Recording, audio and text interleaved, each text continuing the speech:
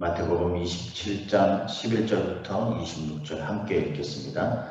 예수께서 총독 앞에 섰으며 총독이 물어 이르되 네가 유대인의 왕이냐? 예수께서 대답하시되 네 말이 옳도다 하시고 대제사장들과 장로들에게 고발을 당하되 아무 대답도 아니하시는지라. 이에 빌라도가 이르되 그들이 너를 쳐서 얼마나 많은 것으로 증언하는지 듣지 못하였느냐 하되 한마디도 대답하지 아니하시니 총독이 크게 놀라워하더라. 명절이 되면 총독이 무리의 청원대로 죄수 한 사람을 놓아주는 전례가 있더니 그때에 바라바라 하는 유명한 죄수가 있는데 그들이 모였을 때에 빌라도가 물어 이르되 너희는 내가 누구를 너희에게 놓아주기를 원하느냐? 바라바냐 그리스도라 하는 예수냐 하니 이는 그가 그들의 시기로 예수를 넘겨준 줄을 알미니라. 총독이 재판석에 앉았을 때에 그의 아내가 사람을 보내어 이르되 저 옳은 사람에게 아무 상관도 하지 마옵소서. 오늘 꿈에 내가 그 사람으로 인하여 애를 많이 태웠나이다 하더라. 대제사장들과 장로들이 무리를 권하여 바라바를 달라 하게 하고 예수를 죽이자 하게 하였더니 총독이 대답하여 이르되 둘 중에 누구를 너희에게 놓아주기를 원하느냐 이르되 바라바로소이다. 빌라도가 이르되 그러면 그리스도라 하는 예수를 내가 어떻게 하랴? 그들이 다 이르되 십자가에 못 박혀야 하겠나이다. 빌라도가 이르되 어찌미냐 무슨 악한 일을 하였느냐? 그들이 더욱 소리질러 이르되 십자가에 못 박혀야 하겠나이다 하는지라. 빌라도가 아무 성과도 없이 도리어 밀란이 나려는 것을 보고 물을 가져다가 무리 앞에서 손을 씻으며 이르되 이 사람의 피에 대하여 나는 무죄하니 너희가 당하라. 백성이 다 대답하여 이르되 그 피를 우리와 우리 자손에게 돌릴지어다 하거늘 이에 바라바는 그들에게 놓아주고 예수는 채찍질하고 십자가에 못 박히게 넘겨주니라. 아멘. 할렐루야. 오늘 고난주간 셋째 날 새벽입니다. 이렇게 함께 주님의 그 고난에 동참하는 마음으로 이렇게 새벽에 함께 기도하며 또 말씀으로 나눌 수 있게 돼서 너무 감사를 드리고 또 이렇게 참여하는 우리 사랑하는 성도들에게 주님께서 주시는 칭찬과 또 은혜를 주기를 원합니다. 오늘 우리가 읽은 이 말씀을 가지고 책임 있는 선택이라는 제목으로 잠깐 말씀을 나누겠습니다. 우리가 첫째 날에는 우리가 신앙적으로 영적으로 넘어지고 또 실패하고 나락으로 떨어졌을 때 우리의 감정을 건드릴 수 있는 주님을 바라보고 주님을 묵상하는 그런 시간을 많이 가져야 한다. 그래서 감정이 움직이게 해야 한다라고 했습니다. 우리가 어제 함께 나눈 말씀에서는 그런 감정이 움직였을 때 그것으로 끝내는 것이 아니라 우리의 손과 발이 선을 향해서 의를 향해서 실제적으로 움직일 수 있어야 한다라는 것에 대해서 우리가 함께 생각을 해봤죠. 그리고 이제 오늘 이 손과 발이 움직이기 위해서는요, 우리가 수많은 선택을 해야 합니다. 그 선택에 있어서 우리가 반드시 내가 선택한 것은 책임을 지는 것이어야 한다. 책임을 질 수밖에 없다라는 부분에 대해서 함께 좀 생각을 해보려고 합니다. 그래서 우리의 선택이 그냥 가볍게 되어져서는 절대 안 된다는 거죠.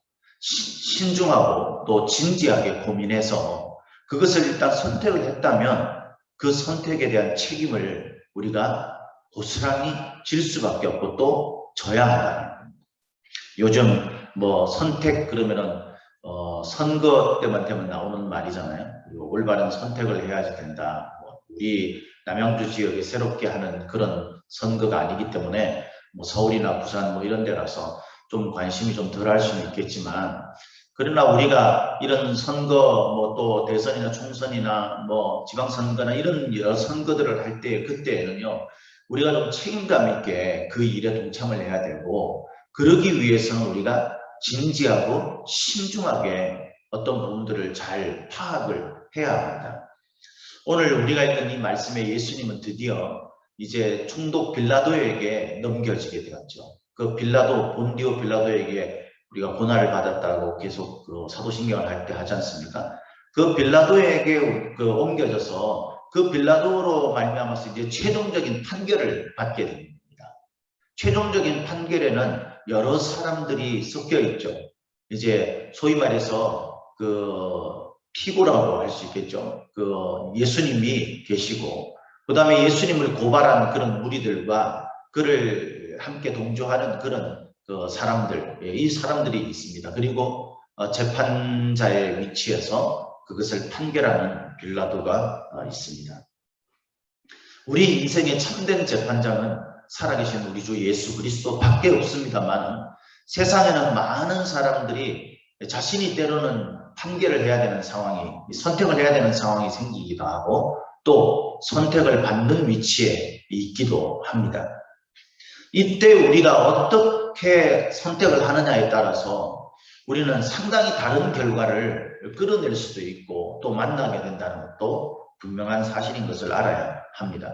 그래서 빌라도가 이제 예수님에 대해서 이 대제사장들이나 이런 악의 무리들이 예수님을 고발하는 사건에 대해서 이제 빌라도가 선택을 해야 되는 그 상황이 왔죠. 오늘 11절 말씀에 보면 이렇게 이야기합니다. 12절 말씀에 11절 12절 우리 같이 한 목소리 읽도록 하겠습니다. 시작. 예수께서 총독 앞에 섰음에 총독이 물어 이르되 네가 유대인의 왕이냐? 예수께서 대답하시되 네 말이 옳도다 하시고 대제사장들과 장로들에게 고발을 당하되 아무 대답도 아니하시는지라. 예수님은 왜 이 많은 사람들이 이야기할 때 우리가 주일에도 이야기했지만은 침묵하셨을까? 그것은요 다른 이유 때문이 아니에요. 알기 때문이죠. 예수님은 본인이 가셔야 될, 자신이 가셔야 될 길이 어딘지 알기 때문이었습니다. 하나님 아버지의 뜻이 무엇인지를 알았기 때문에 예수님은 어렵고 힘든 자기가 지금 조롱당하고 많은 사람들로부터 배반을 당하고 또 그들에게 위협을 당해서 마침내 십자가에 죽임을 당하게 되는 그런 상황이지만, 그리고 그 길로 가야 하지만 하나님 아버지의 뜻이 무엇인지를 분명히 알았기 때문에, 그리고 그 하나님 아버지의 뜻을 이룰 사람이 자신이라는 사실을 알았기 때문에, 자신이 하나님의 아들인 것을 알았기 때문에 그 길을 묵묵히 말할 필요 없이 이런저런 이야기하고 핑계댈 필요 없이 그렇게 선택해서 가는 겁니다. 예수님을 십자가에 못 박은 사람들은 이런 사람들이지만, 이 악의 무리들이지만 그 십자가에 못 박히도록 내어준 분은 예수님밖에 없습니다. 예수님이 하신 거예요. 그래서 하나님이 허락하지 않고서는 너희들이 결코 나를 잡아갈 수도 없다고 예수님이 붙들려 가실 때 그때 말씀하셨죠. 이 길이 예수님에게 정해진 길이기 때문에, 예수님은 그걸 분명히 알았기 때문에 이렇게 수많은 그런 어떤 말들 속에서도 예수님은 한마디도 하지 않으셨다고 하죠. 단지 너의 말이 옳다. 다시 말해서 내가 너희들이 말하는 그 그리스도가 맞다. 하나님의 아들이 맞다. 라는 선포하시는 말만 하셨다라고 기록하고 있습니다. 이 이야기를 듣고 13절에 보니까 빌라도가요 굉장히 놀랐다. 14절에 보니까 굉장히 놀랐다 그랬어요. 14절에 크게 놀라워하더라 그랬어요.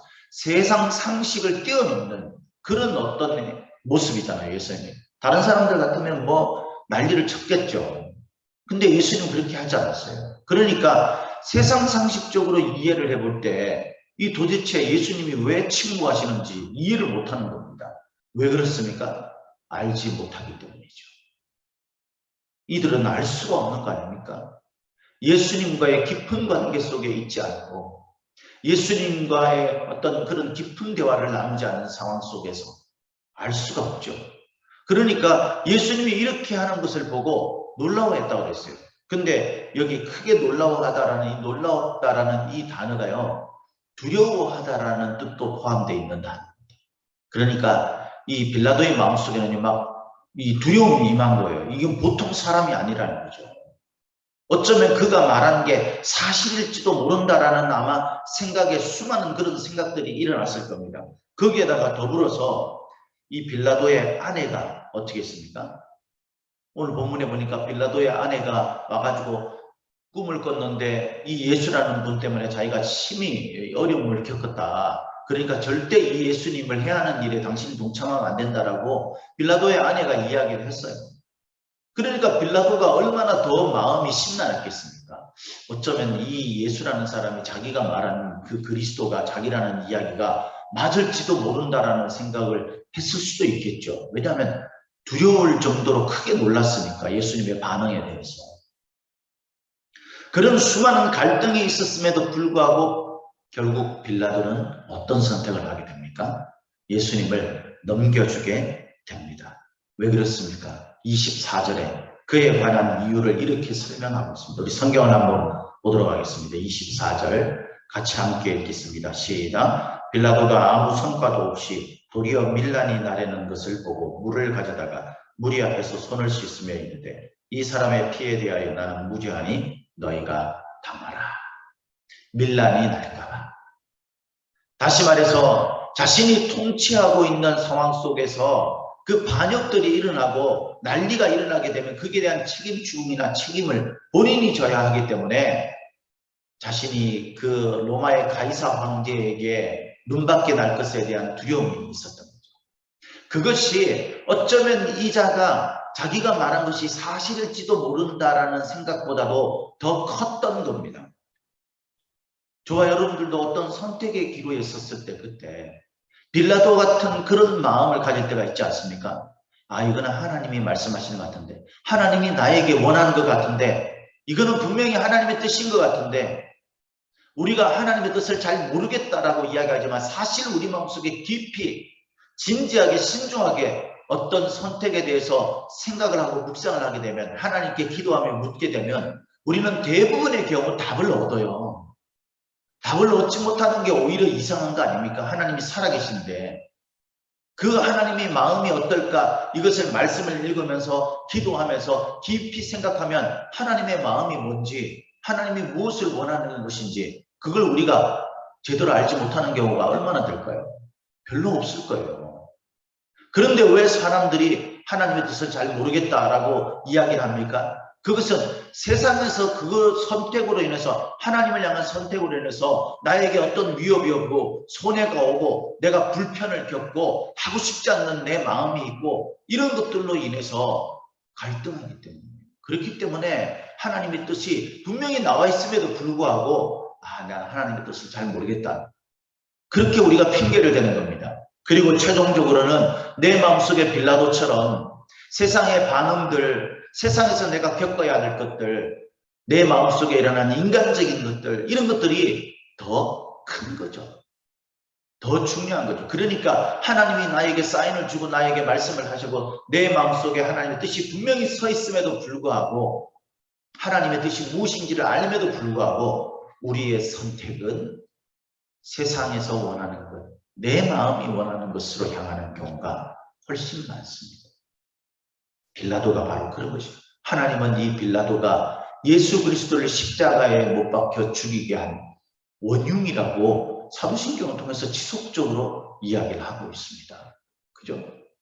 본디오 빌라도에게 핍박을 당했다 그랬습니다. 하나님은 우리가 헷갈리는 선택, 이것이 우리가 세상적인 마음이나 우리 자신을 위하는 어떤 것들이 더 중요해서 하나님의 뜻을 외면하는 그런 것들로 인한 우리의 선택에 대해서 하나님은 틀렸다라고 분명히 말씀을 하고 계신 거예요. 뿐만 아니라 오늘 본문에 또 다른 나쁜 선택을 한 자들이 있습니다. 그들이 누굽니까? 제가 이 말씀을 깊이 묵상하다가 전 사실 이 말씀에 딱 와닿았어요. 오늘 본문에 25절에 보니까 이렇게 이야기했죠. 24절, 25절을 우리 다시 한번 읽도록 하겠습니다. 시작. 빌라도가 아무 성과도 없이 도리어 밀란이 나르는 것을 보고 물을 가져다가 무리 앞에서 손을 씻으며 이르되 이 사람의 피에 대하여 나는 무죄하니 너희가 담아라. 백성이 다 대답하여 이르되 그 피를 우리와 우리 자손에게 돌릴지어다 하거늘. 여기에서 제가 이렇게 성경 주석도 찾아보고 이러다 보니까요, 이 무리라는 말과 이 백성이라는 말이 다른 말이에요. 다른 단어예요. 사실은 이 상황에서는 같은 사람들이잖아요. 무리나 백성이. 왜 이걸 다르게 이야기를 했을까요? 이 무리라는 단어는 헬라어로 오클로스라는 단어입니다.